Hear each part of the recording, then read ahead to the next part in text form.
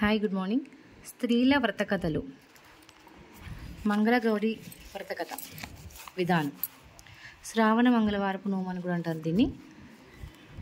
ఒక బ్రాహ్మణుడు సంతానము లేకపోవటచే మిగుల పరితపించి సంతానమునకు బడించుటకు పరమేశ్వరుని గురించి ఘోర తపస్సు చేశాను. అంతటా కొంతకాలమునకు పార్వతీ పరమేశ్వరులు అతనికి ప్రత్యక్షమై అతని కోరికను తెలపమనగా విప్రుడు తనకు సంతానం మోసంగమని ప్రార్థించాను. వారు నీకు కొడుకు కావాలనా లేదా కుమార్తె కావాలనా, ఖాయము లేని కొడుకు లేదా 5వ తరం లేని కుమార్తె కావాలని ప్రశ్నించింది. అందుకు అతడు బదులు చెప్పలేక ఆ విషయం భార్యను అడిగి తెలుసుకొని వచ్చిందని చెప్పి ఆజ్ఞ తీసుకుని ఇంటికి వచ్చి భార్యను చూచి, మనకు ఆయువు లేని అబ్బాయి కావాలా లేక 5వ తరం చాలని అమ్మాయి కావాలా అని ప్రశ్నించాను. ఆమె పుట్టి చచ్చినను పుత్రుడే కావాలను, ఆడబిడ్డతో ఆపదలు పడలేమని చెప్పింది.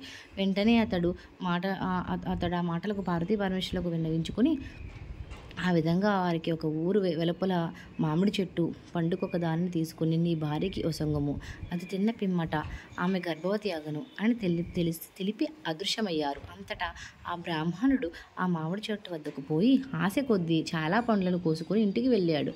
కానీ అతని ఒడిలో ఒక పండు మాత్రమే ఉంది. పరమేశ్వరుని యోగమునకి ఎదురు ఉండదని అతడు అనుకుని వాటిని భార్యకిచ్చి భుజించమన్నాడు. ఆమె దానిని భుజించినంతటినే గర్భవతి అయినది. పిమ్మట నవమాసములు నిండిన తరువాత ఒక పుత్రును కలిగాడు. ఆ బాలును పుట్టినదే తడవుగా యమభటులు ఆ శిశువును తీసుకుంటకు వచ్చిరి. ఆమె చూచి, నాయనలారా, బిడ్డ పుట్టెను గాని పురిటి ముచ్చట తీరలేదు. పురుడైన తర్వాత వీనిని తీసుకుని పోదురు గాని అని బ్రతిమాలాడగా వెడలిపోయిరి. పురిటి స్నానం అయిన తర్వాత మళ్ళీ యమభటులు వచ్చితిరి. వారిని చూచి, బాబు అడుగులు వేసిన తర్వాత తీసుకుపోదురి అని కోరింది. మరలా వారు వెళ్ళిపోయారు. ఆ బాలుడు దినదిన ప్రవర్ధమానుగా బారసాల పూర్తయినది, పెద్దవాడైనాడు. తన పుత్రునికి ఒకనాడు అభ్యంగన స్నానము చేయించుండగా యమభటులు తలంపుకొచ్చారు. ఆమె భయంతో దుఃఖించుచుండగా 2 కన్నీటి చుక్కలు బాలుడిపై పడెను. అది చూచి అతడు దుఃఖముకు కారణం తెలుపమని కోరాడు. కొంచెం పెద్దవాడయ్యాడు అనమాట. ఆమె పొంగి పొర్లుచున్న దుఃఖమును ఆపుకుని యమభటుల గురించి జరిగిన విషయం గురించి చెప్పినది. ఇక ముందు నిన్ను ఎట్లా కాపాడుకోవాలో తెలియడం లేదని బాధపడుచున్నది.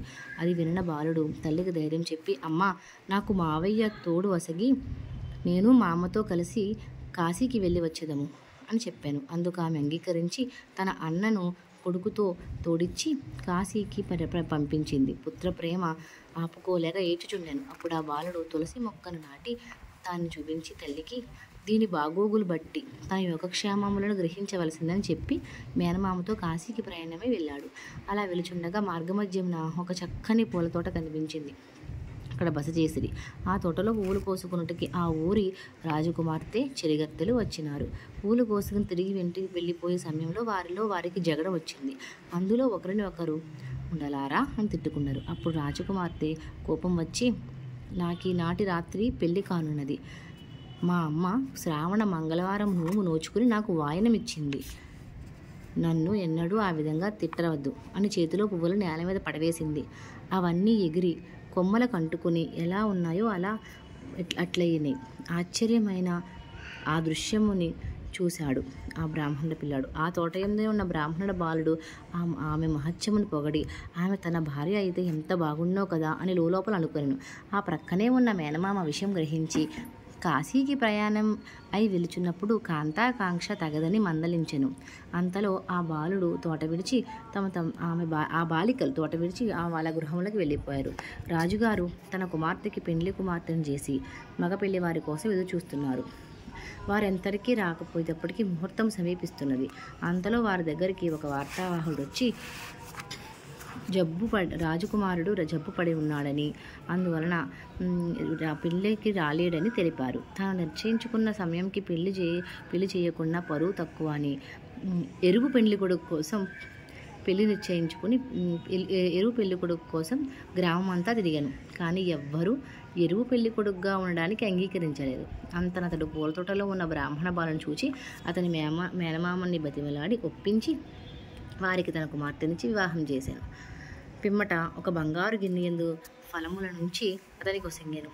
వాటి అతను భుజించుచుండగా అతని వ్రేలి ఉంగరం ఆ గిన్నెలో పడింది. దాన్ని రాజకుమార్తె చూచి తీసుకుని తన వేలికి పెట్టుకుని నిద్రించింది. ఆ నిద్రలో ఆమెకు పార్వతీదేవి కనిపించి ఆమె భర్తకు పాము గండం ఉందని తెలిపి జాగ్రత్త పడవలసిందని హెచ్చరించి ఆ పామును ఆమె తల్లి శ్రావణ మంగళవారపు నూచిన కుండ యందు పెట్టమని ఆజ్ఞాపించింది. అది విని ఆమె ఉలిక్కిపడి లేచి చూచేసరికి ఒక పెద్ద పాము బుసలు కొట్టుకుంటూ నిద్రపోవచ్చున్న పెళ్లి కొడుకు దగ్గరికి వచ్చిచుండెను. దానిని చూచి ఆ రాజకుమార్తె భయపడకు, అటకపై ఉన్న నూము కుండ కొరకు చేతికి చాచినది, కానీ భయపడకుండా చాచింది, కానీ అది దొరకలేదు, అందలేదు. పాము మిగుల సమీపించుచుండగా అందుచే ఆమె సాహసించి అతని తొడపై నిల్చుని పాముని పట్టేందుకు కుండని పట్టుకుంది. పామునందు పట్టి ఒక కొత్త రవికగులుంటతో దాని మీద వాసన కట్టెను. సంధ్యారాగపు వేళ అయిన వాడవడం వల్ల ఆ బాలుని మేనమామ అతన్ని లేపుకుని కాశీకి పోయాను. తర్వాత కొన్ని దినములకు అసలు పెళ్లివారు పెళ్లి సన్నాహాలతో గ్రామంలోకి వచ్చారు. అంతా ఆ రాజు కూడా పెళ్లి ప్రయత్నాలు చేసి తన కుమార్తెకు పెళ్లి చేయబోయాను. కానీ ఆమె అందులోకి అంగీకరించలేదు. మొదటి ముహూర్తము నందు తనను పెండ్లాడి కాశీకి వెళ్ళిన వాడే తన భర్త అని చెప్పాను. ఆమె తండ్రి అతడు ఎరువు పెళ్లి కొడుకు అని వివరించాను. అందుకు ఆమె అంగీకరించలేదు. అప్పుడు రాజు కాశీకి పోయిన వాడే నీ భర్తే అనడానికి నీ దగ్గర రుజువు ఏమన్నా ఉందా అని కోరాను. అప్పుడు ఆ చిన్నది తండ్రి, నీ 1 సంవత్సరము అన్నదానం చేయము, నేను 1 సంవత్సరము తాంబూల దానం చేసేదాను, పిమ్మట నీకు నిదర్శనం చూపిస్తాను. అందులో అతను ఒప్పుకున్నాను. ఏడాది పాటు వారిరువురూ దానములు చేయుచుండేది. సంవత్సరం పూర్తి కాగానే కాశీ నుండి ఆ బ్రాహ్మణ బాలుడు మేనమామ వచ్చి పూర్వము పూలు కోసుకున్న తోట ఎందు బస చేసిరి. ఆ తోటలోని వారు రోజు రాజకుమార్తె చేయుచున్న దానముల గురించి చెప్పి అది వినినంతనే వారు అక్కడికి వెళ్ళి భోజనం చేసి తాంబూలములు తీసుకుని ఉన్నారు. అతన్ని పట్టుకుని రాజకుమార్తె, ఇతడే నా భర్త అని ఎలుగెత్తి పలికెను. అప్పుడు పెద్దలు వచ్చి, ఇతడు నీ నాదురనడానికి నిదర్శనము చూపము అని అడిగిరి. రాజకుమార్తె తన వ్రేలి ఉంగరం తీసి, పెండ్లి ఆడినాడు బంగారు గిన్నెయందు ఫలహారములు చేయుచున్నప్పుడు ఈ ఉంగరము జారి దాని యందు పడి ఉన్నది, దీనినప్పుడు భద్రపరిచి ఉంచితిని అని చెప్పి దానిని తన వేలికి తొడిగింది. అతనికి అది చక్కగా పట్టెను. పిమ్మట ఆమె తనకు పార్వతీదేవి నిద్రలో చెప్పిన మాటలకు అనుగుణంగా తన వచ్చిన పనులను గురించి చెప్పి కుండను అందు తాను ఉంచిన పామును చూపిస్తానని ఆ కుండ తీసుకొచ్చి చూపించగా దానిలో బంగారు పాము కనిపించినది. ఆ రోజు అతని తొడపై నిలిచిన ఉండడం వల్ల గాయపు మచ్చలు కనిపించినవి. పిమ్మట ఆ రాజు అంగీకరించి వారిద్దరికీ నిజముగా పునర్వివాహం చేయించి ఆ బ్రాహ్మణ బాలునితో కుమార్తెను కాపురమునకు పంపెను.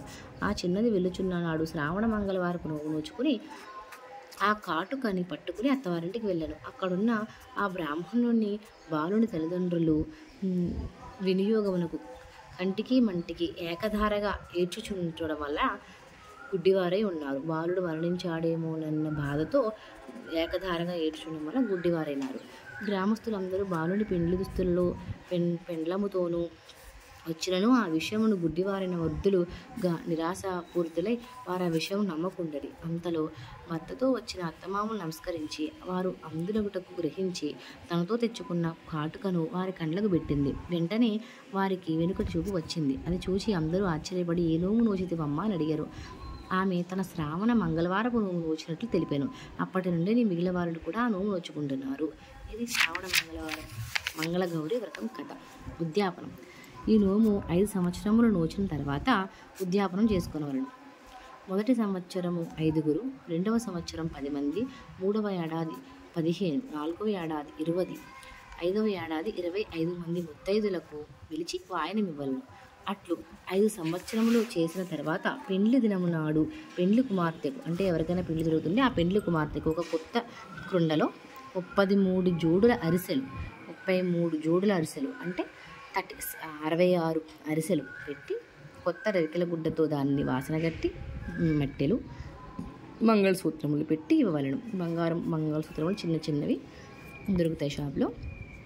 వెండి మెట్టెలు ఇవ్వాలి. పద్ధతిలో లోపం వచ్చినను ఫలితంలో లోపం ఉండదు. ఇది మంగళగౌరి వ్రతం యొక్క కథ, ఉద్యాపనము. దీన్ని ఈ విధంగా చేసుకోవాలని ఇంకా నేను చిన్నగా సూక్ష్మంగా ఇంకొకసారి చెప్తాను.